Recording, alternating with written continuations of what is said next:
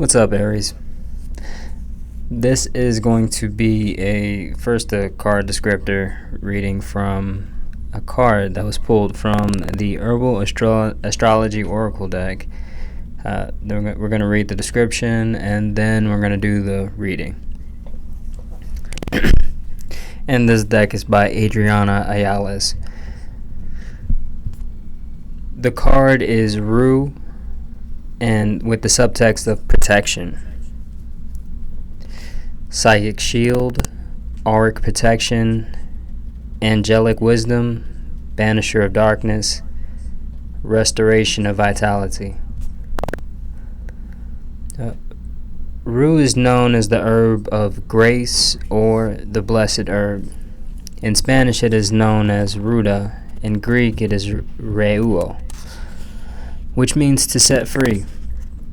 Ru is considered a powerful and protective plant with a long and detailed historical use in both medicine and ceremonial rituals. Early physicians considered Ru a vital remedy against plagues, pestilence, and poison. During the Middle Ages, Ru was hung in doorways and windows to ward off the evil eye, hexes, and malevolent spirits. Some of its primary uses in ancient Greek and Roman medicine was to stimulate menstrual flow, improve eyesight, alleviate nerves, relieve rheumatism. Priests were said to dip Ru in holy water to bless people and their homes. Many would wear bunches around their necks to ward off evil spells and curses. Leonardo da Vinci and Michelangelo were said to consume fresh tops to improve eyesight and increase creativity when immersed in their art. Although Ru is considered to be native to the Mediterranean, it has been found in historical accounts among the Maya, Aztec, and indigenous people of North America, who also practiced the tradition of planting Ru by doorways to bring blessings and protect against evil eye. This is the guidance section. Ru is said to be the herb of angels, granting us the ability to channel angelic realms. It emanates golden energy like a lion, powerfully protecting and pouring in light into any into any space that it inhabits. Resilient like the wide array of solar herbs, it grows generously and abundantly, thriving in all kinds of terrain, demonstrating its strong life force and vitality. Ru is landed in your cards today to remind you to protect your aura from lurking and possessive spirits, and that it may be consuming your energy. Don't allow parasitic negativity to darken your field, which can create perpetual states of self-criticism, self-doubt, or self-hatred. Call upon Ru's power to shield your body with angelic forces and restore radiance, vitality, and love in your atmosphere. I think the first thing that really comes... Well, actually, you know what? This is something that I really don't want to forget. If you guys have... some kind of I would say people that you would say don't have a very positive impact on your overall aura, your overall energy in general, definitely watch out and look into actually shielding yourself from these people. It seems that you guys may be stepping into a time to where there's an auric there's a kind of a revitalization that's going on, I'll say, right? So the idea here is that making this move towards revitalizing yourself, your energy, it is something that is going to benefit you tremendously, and it's something that you can definitely work with, and we'll get into that a little bit later. But the idea here is that people may be able to see that. People may be able to have that understanding of, oh, this, it's a subconscious understanding, right? So, like, there's not a lot of people that understand energy in that particular way. But the idea here is, oh, this subconsciously someone could be just attracted to that particular energy and want to feed off of it more, right? A lot of us have heard the term energetic vampires of sorts. So watch out for that. When it comes down to this idea of Ru and particularly with the subtext of protection in general, this idea of it speaks to this idea of warrior energy, right? So the idea of simply being there and being able to project that energy into certain atmospheres and really just focus that energy in general. You have to understand that there is a very real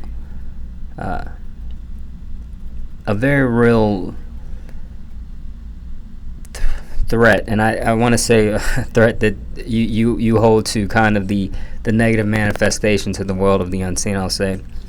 And what I'm gonna say here is I told this story with one of the with last week sometime, but I forgot what. But the idea here was the story goes basically there is a traveler, right? And this traveler goes to town, and the idea here is that when this traveler shows up in a town, there's an understanding with that follows this person in terms of the actual we'll say the witch community in general, right? The idea here is that whatever type of things that you're doing in the shadows, this person's presence, what this person focuses on, how this person really works, it will make your particular magic in terms of like your negative or your malefic energies, they're going to dissipate around. You're going to have to maybe wait till this person leaves to do anything malefic in general.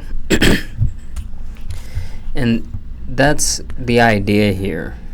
The idea here is that working with this understanding that there is a manifestation, right? So this idea of the idea of holding this particular energy and being really consistent with holding this particular energy in, we'll say, the world of the unseen as well as the world of the seen. That is going to be tremendous, and it's going to have tremendous impact, right? Because there's a lot of people that may work with more malefic forces, and honestly, when it comes down to the energy that they truly project, a lot of times it does come down to cowardice, right? It does come down to really just not having and being able to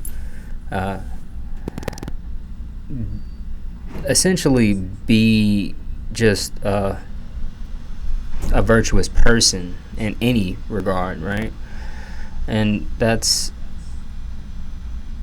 the idea here, is that weakens the impact of what they do in a lot of cases, right? And this is, I think, going into a realm of having to understand that this energy that you have is very much translatable, right? There's a very real understanding that you guys, or a very real energetic imprint that you guys hold, and being able to accurately move into this more mystical realm with that, holding that energy, that is going to be tremendous, and you're going to see really reverberations and we'll say spectrums of understanding that we really haven't grasped yet as a society.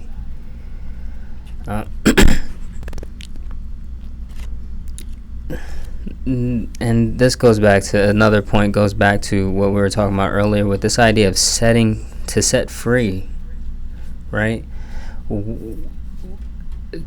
What is how to continue on this journey of freeing yourself from whatever is coming about, whatever's come about in your history, whatever you're starting to step out of. Understand that how to detangle yourself even further. Some of you may really look into things like just energy clearing in general, right? So like there's like different types of sprays, different types of incenses. Like, of course, sage is great. I think sage is nice, but there's also different herbs that you can kind of actually look into in terms of actually how to not only cleanse energy, but also try to couple your energy with other things. And sage may work fine in terms of actually a good coupling, or just the ideal coupling for you. But in other cases, there may be different things. So you might want to look into what else is out there. And let me see,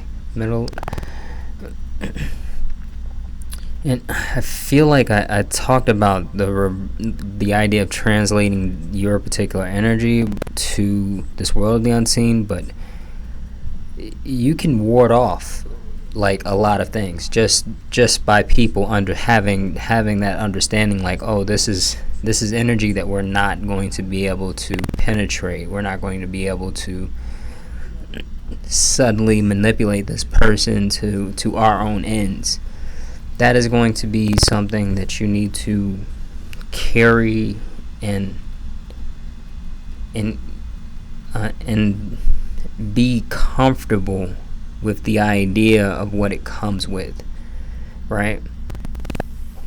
I think people have this thing, like, morally corrupt people actually have a really easy time in society today. They're actually really it's actually where a lot of they'll make it comfortable, right? The people, particularly the people in power, right? It's almost like an elevator. It's like taking an elevator to the top, if you rather than take the stairs, where you can be kind of like segued at any given moment. But when it comes down to your particular energetic imprint, there's a value there in being able to stand and hold that energy, right? And that even if it is a subconscious understanding, or if it, the idea of being compromising with your morals and your respect, you understand what that does in the world of the unseen, right? People may not see you the same in that particular world, and you have that understanding. So very much carry that and very much understand that. And there is a very much of value that, for instance, I like this idea of, for instance, if you see, let's say, some kind of like a priest who is kind of like taking confessions on a regular basis, and we're talking about one of the good priests, right? But the idea here is, these guys, like, when they sit when they actually like stand in a room, and or just a room, and they're in plain clothes or whatever, let's say you run into them in a random place, you may not even realize, but you have this, like, you have to kind of, it's like a kind of a subtle impulse to just talk to them, right? To just tell them, like, oh, okay, this is kind of how things are right now, this and that. This is a complete stranger, right? But that understanding, that reverberation, like you really have there's kind of a real impact in the world of the unseen that a lot of people really haven't kind of quite come to grips with yet. And I would most certainly say that you could take the time and, like I said, cleanse your energy and really be prepared to do what's, start making steps towards detangling yourself in a lot of ways, and start to move to even shine brighter in this world, which is crazy as it may like. If you've been feeling dim, then for sure, like, you should definitely, like, understand that that's not your that's not your natural energy. Like, you have a very strong ability to shine brightly in a way that really does provide just natural exuberance. So you should understand what's keeping you there. Is it the environment? Is it the people? Like, what is it? And try to be fair. Some people, like, like, when it comes down to energy vampires, most of them are just unconscious, and they just don't really know and understand what they're doing. And some, I mean, they're just gonna be, you're just not really gonna be able to get through to them. But either way, try to deal with those situations as they come about, in terms of really understanding them, and really understanding the person and where they're coming from, and dealing with them accordingly and as individuals. In any case, I'll see you guys next week.